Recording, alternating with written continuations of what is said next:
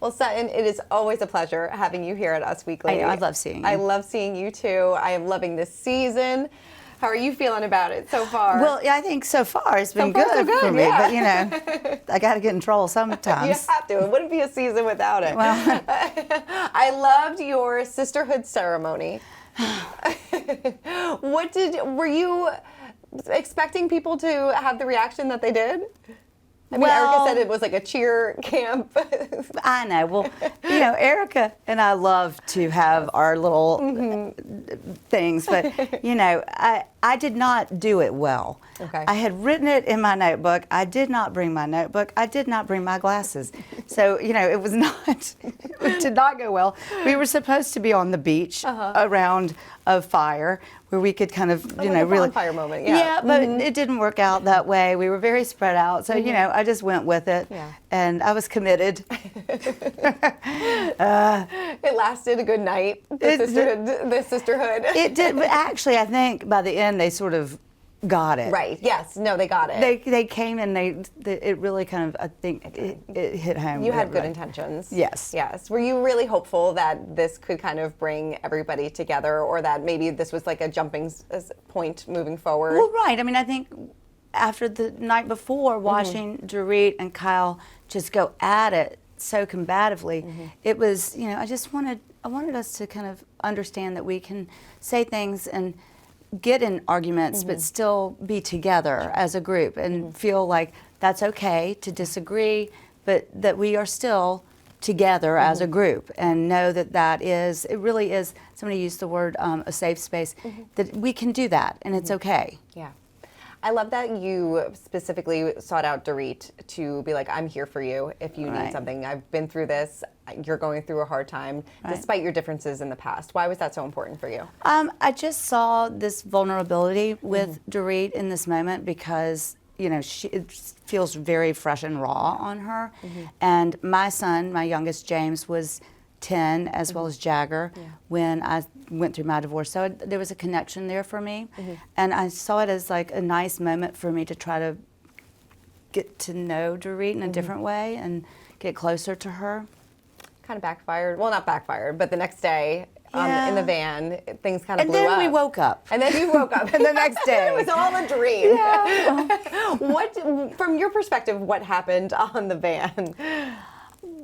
I think I was a bit like frazzled because I had lost my credit card and my driver's license. I was trying to get to the airport to go to Houston to see my whole family for a wedding.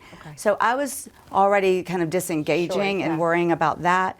And I don't know, I was trying to talk to Erika about, you know, you did this and that's my point. Not, I wasn't angry with Erika. It's just like, that's what I'm saying. We shouldn't whisper behind people's back. We should just bring it to the table, and so that we can all talk about it. And Dorit just missed it completely, and it backfired. And it was like, you know, firecrackers going off in the minivan, and you know, that's not a good place to light firecrackers. No. Does this kind of set the tone for the two of you for the rest of the season? Because we see, like, the two of you, you know, with cameras not on now, that exchanging some jabs here and there. But, you know, how does this kind of set the tone for what's to come?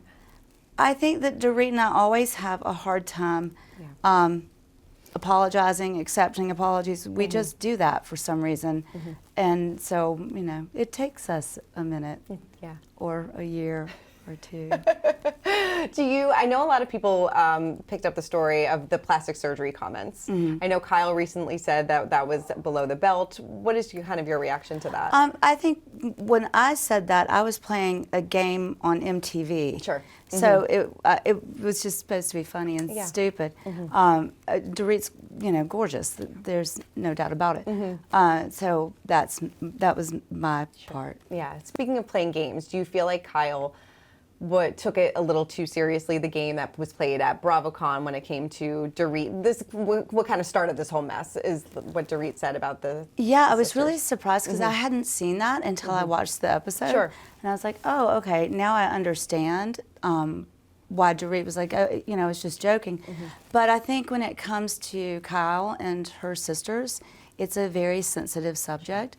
So, you know, maybe that's not a joking matter for Kyle. Dorit's coming in hot this season. Were you completely taken back by this? So obviously this is a new side that we haven't seen of her before, especially when it comes to she and Kyle. Right. Yes, it was quite surprising.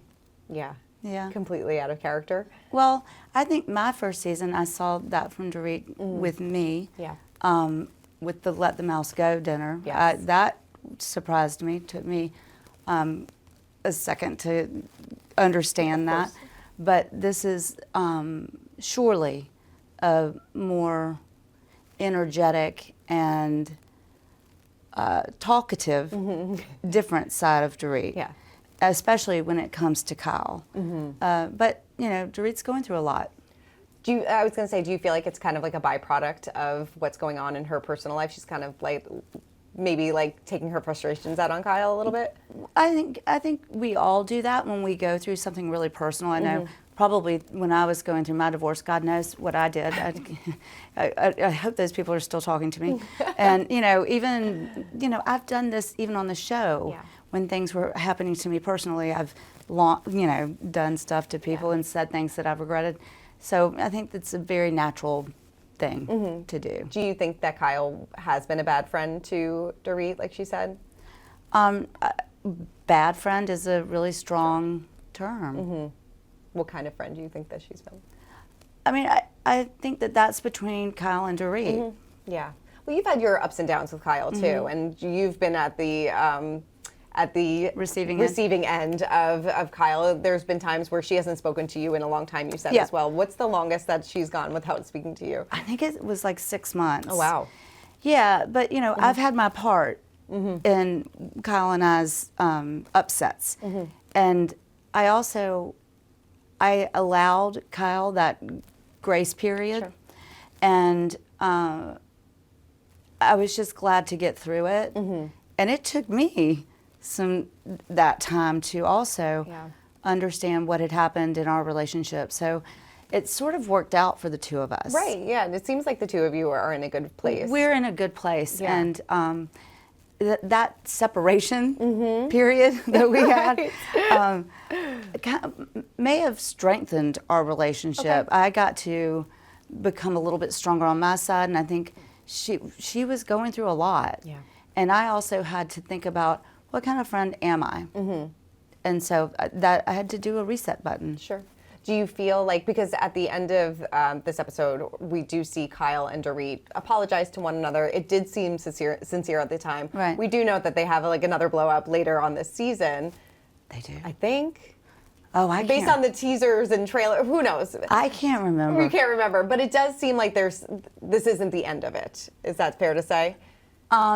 So much goes on after this that it's like this is just whirlwind. This just started. Yeah, this you know, just started. There's just so much more. Do you see a path forward for the two of them? Oh, sure. Yeah. You do. Yeah. Yeah. Hopefully. Yes, I think I do see a path for the two of them. Yeah. What do you make of PK texting Kyle? You know, we talk about it. We'll see what we all have an opinion about it. Okay. And it's funny, like we all kind of ask, what would you do? Yeah. You know, what would you do? What would you do? And it's an interesting group discussion for any group of friends. You know, just a what if kind of question. So we'll see what we all have to say about that. Were you taken back by it? Was it surprising to you? It wasn't surprising because, I mean, they've been friends for so long. And all of this is fairly new at the time. So, you know, when do you separate from your friend's husband if they're going through a separation or a divorce? When is the cutoff period? So I don't know.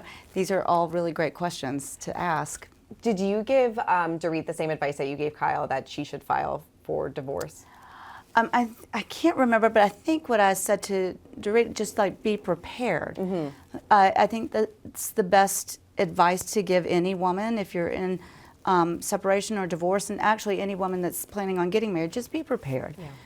Prepare yourself. Know your finances. Know what could happen. And I do mean it when I say men like to hold on to their money.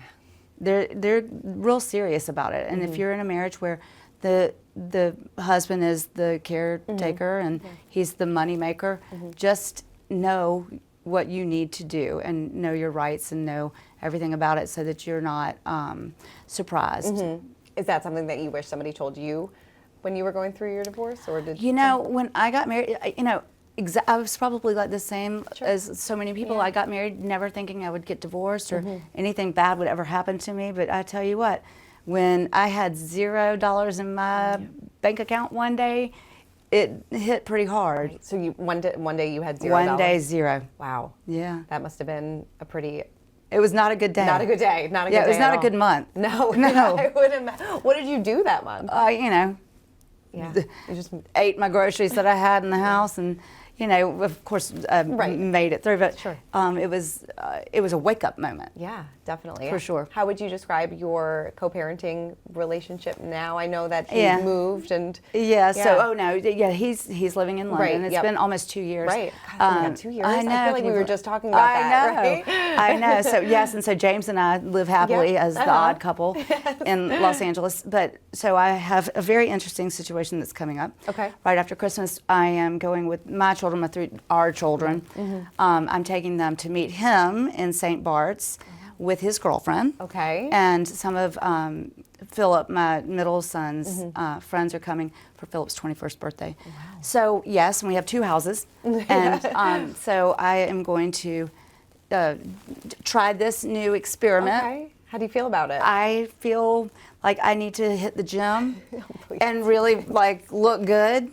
You look like so good. I know, but isn't that like what? Of course, yes. Any woman would be like, I'm going to look even better. Yes. You know, it's like, I'm going to do this. Definitely. So, yeah, and I'm taking one of my best friends from college with me. Good. So yeah, I've got backup. Nice. Good. And you know, I'm not doing the hikes. I'm like, no, I'm not doing this. And I told my middle son, I said, this is not Parent Trap Part 2. This is not happening. So don't even think about it. But that's so funny. We have been laughing about it actually. Like, don't even put the movie on. So it's going to be an interesting New Year's. My son was born on New Year's Eve. Okay. So it's going to be fun. Yeah. It's going to be really fun. And I hope the table is very long. And my bed is going to be over here on the beach, and they can do their thing. And we're just But how great for your kids, though. I'm sure it's they're what like, Philip wanted. Yeah. He asked that we both be there for his 21st. So, yeah. It'll be an experience. It's going to be quite the experience. Get Andy in a camera, right? I know. That's like, where are the... Actually, Avi wants to come. Oh, okay. And Avi said, where are the cameras for this? Right. I said, please no. Yes. Don't do that. I was going to ask, is Captain Theo going to come? So I have very sad news. Oh, no. Captain Theo did text me after I left the boat, and unfortunately, he has a girlfriend. Oh. So, you know... Missed that one. It was kind of him to text you, though, and give you the update. Yes, yeah. It didn't take him long. A couple of hours, I got the text. I was like, oh well. How is dating going? Are we going to see that a little bit more this season? No, I think that was the only prospect. I just talk about dating a lot. I talk about how I'm not dating. Yeah. Yeah, you know. But that's okay. It's totally fun. Yeah. You know, at this point, I have lived in my bed for 7 years, and I like it because it's always made up. Yeah. Right? I just put, you know, my corner just flips over, and then the bed is made. So it's very simple, and it's clean. You know, my room is neat and clean, and it's simple that way. Your way, and that's, yeah, definitely. I'm happy. Yeah, it is interesting that all of the ladies are single, though. No, they aren't. They are married. Right. They are married. Going through separations. We don't know what they're doing. That's the only true. people is myself, Garcelle, and Erika. That's true. And then Bose is dating. a widow. Yes. But she's got a man in her life. That so is that's very exciting. Yes. Very exciting for her. It is, yeah. Yeah. What do you make of Kyle still saying that she is that she considers herself not a single woman? Does she still say that? I don't know. I think that Kyle is doing it her way. Okay. And I've learned with Kyle to just let her do it her way. And, you know, that's her business. It's her life. It's her family. And I respect that. Yeah. Do you still feel like she should file for divorce? I know that you have that. I think everybody should file for divorce. I am pro-divorce. No, I'm kidding. I am kidding. Run to the courthouse. I am kidding. No, because I really do love Kyle. Yeah. I want her to be happy. I want her to live her happiest life, and especially now, we as older women, though my son says we're not even middle-aged yet because we're going to live a very long life. I think that we need to protect ourselves, and I just want her to protect herself as much as possible. That's all. I really care for her, and I want her to be smart. That's all. What's your reaction of watching Mauricio kind of go through the split? Because it seems like obviously Kyle, I mean, it's the end of a marriage, a very long marriage. Right. But she seems to be having a difficult time. She makes it seem like he switched out the photos in the office. I think that, well, I don't, I'm the one that I don't look at stuff. I love when people send me pictures or send me stuff, and I'm like, wow, I did not know that you could ski in bikinis. I don't ski. And then I didn't know that you could spray champagne on people in the snow, in a bikini. In a bikini. So this is news. I'm like, wow, thank you. I learned something today. Please don't ever do that to me. I would be so cold that I couldn't take it. Right? It's like, okay. But I'm 53. I'm not 23. And so I don't want anybody spraying champagne on me at all, ever. But, live your best life. Go on, Yeah, gotta do you. Do you. Right. Definitely. But things are good with you and Kyle now, so that's good. Yeah. What I loved about this last episode, we always get these little nuggets from Kathy, which I think are always so fun. Gosh. Were you dying when she said that she brushed her teeth with an eyeshadow brush? When I saw that clip myself, because we get it at the same time, and I'm like, what is she doing? Why didn't she ask for a toothbrush sooner? Right. I probably had an extra one. I mean, Kathy is Kathy. Kathy is Kathy. You can't stop it from happening. She was at my house for Masters tournament in April, and I made sure there was a box fan in the room for her. And then my housekeeper hid it. Oh no! I was like, "Where's the box fan?" We got the box fan just for Kathy because she likes to sleep with the box fan, and it's true. That's amazing. Not made up. It is true. She's so funny, and she's so herself, and she's such a good person. Like she really does love to do for people, and she's a true sweetheart. Yeah. So what you see is what you get. You get, yeah. I was thrown for a loop when she said that she has naked pictures in a bank vault somewhere. See, and I wasn't privy to that conversation either. I was like, what is happening? Why? Why? Oh my God, she's too funny. Is Jennifer enjoying her time on the show? I think she was so nervous going into it, and she had a good time filming. Yeah. But she was like, "This is really hard work." Yeah. And I said, "Well, yeah, it is, and we're real, but we're really on a schedule. Yeah. And it's a lot of hours that we put into it, and I don't think she knew that part. She knows that when we start filming, she won't see me for a few months. So I think that was what was so great about filming with her, is that we got to play together all summer. I think she was really nervous for it to start, and now she's loving it. Oh, good. I mean, she's posting all the pictures from our trips and stuff. I'm like, not yet. Stop, wait. And she's so Instagram happy. Yes. She became our historian. Okay. With taking pictures everywhere. And which we love because, well, I love it because I never take them. I'm the worst. I am the worst on Instagram. I am the worst at taking pictures. I hate taking pictures. But then at the end, Jennifer has all the pictures, and you're like, thank you. Thank you. So glad happy. you made us do that. She's so good at it. So. And she's great, and I think we've all loved looking at what she's wearing, oh my God, and all of her jewelry. Her bags. She's just, and her bags. I mean, she is, she's like, she's just the epitome of Beverly Hills. Right. No, I think a lot of people were kind of maybe taken back because they were like, oh, I didn't realize that she has some Simpsons money with her. Yeah. I guess. Yeah. I love it. I have known. You have known. Yes. But we travel and we shop together, yes. and we go to lunches, we go to dinners. We're always doing things, and so it's nice to see her sort of share that part of her life with the audience. In fact, when that came out, I texted her and said, "Are you okay with this?" Yeah. Because she's so private. Sure, yeah, like a lot of people didn't know. She's very private. And she said, "I had no idea that people would be so interested in Simpson's money." Really? I said, "Well, I didn't know people would be so interested in my alimony." So come on, there we go. They like alimony. Right, people like alimony. Oh, I have to get you to clarify because I know you said that Kyle wanted to be hooked up with Kevin Costner. What happened here? We are fighting over Kevin Costner. I was in Santa Barbara and with some friends and walked in and into this bar that we were waiting for our table and walked right past Kevin Costner. And he is very handsome. Like, you know, you see somebody on the TV, but he's very handsome in person. And I just think he looks perfect for me, to be quite honest. And he's single. Yes. And so my friends were like, he is the one for you.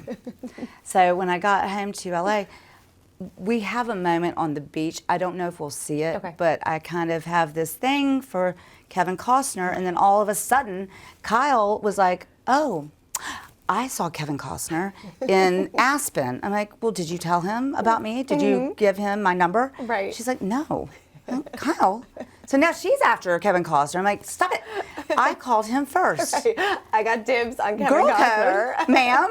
I love that Kevin Costner is going to be a storyline this season. I love that so much.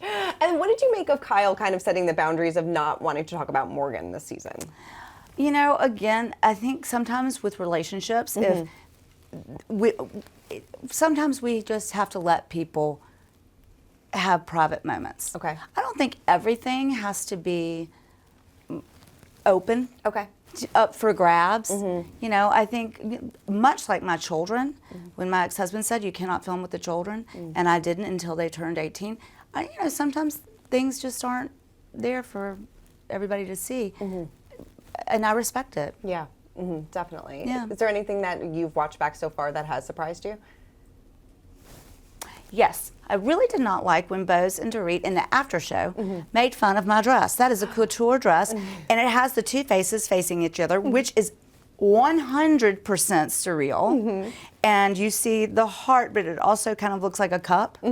So, which is a surreal painting. Yes. And they got it all wrong. I got it all right. You got it all right. And the Rothschild Surrealist Gala in 1973, I think it was, there were lots of people wearing antlers, so that's why I wore antlers. If you know anything about the Surrealist Ball in 1973 that the Rothschilds did, you would know that. You know that. Like, you know that you throw a really good party. You really That party was something else. The party was something else. It was something else. When I saw the dancers in the pool, animals walking around, the eyes on the dance floor, you know, the beautiful bar with all of the apothecary. It really came together, and I think it made the show look so glamorous. So glamorous. Because, you know, this is Beverly Hills. Yeah, we want to see the over the top. Yeah, we come have on. to see it. Let's do it. You know, a big topic of conversation this past episode as well was Teddy Mellencamp, and I love.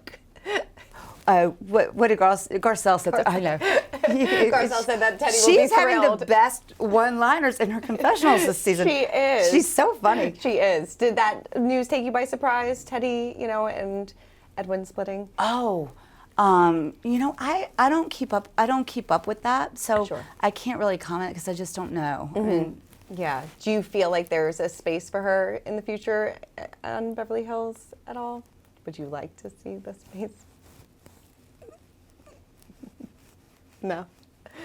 So I take it that you're not close with her anymore. You don't. Teddy, was I ever close with her? No, not really. No. No. What do you make of her living with Kyle? I don't. Not permanent. Not I don't full know. time. Not full time. I don't know the whole ins and scoop out? on that. Okay. No. Okay.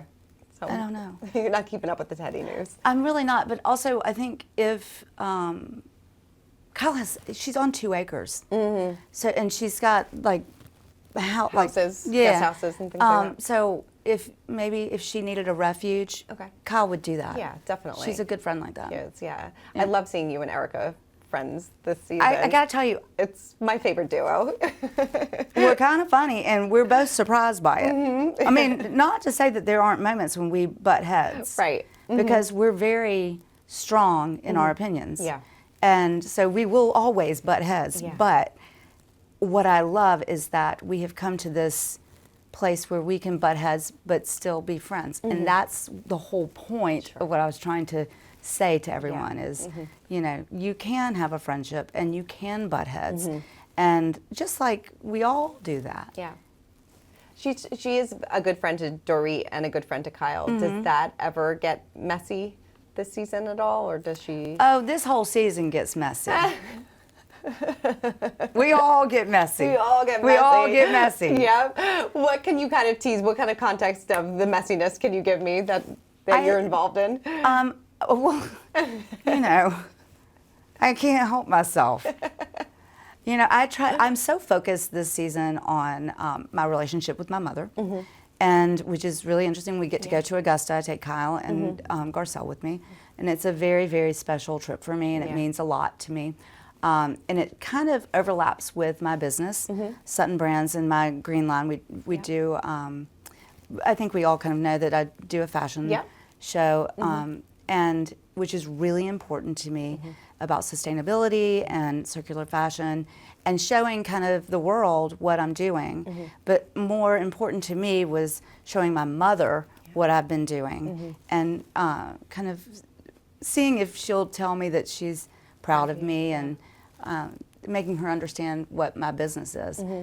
So we'll see. So I'm kind of focused on that. Sure.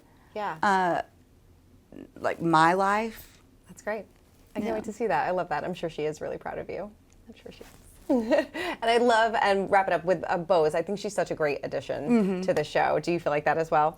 I do. I think that Bose comes in, she's very strong, and she's strongly opinionated.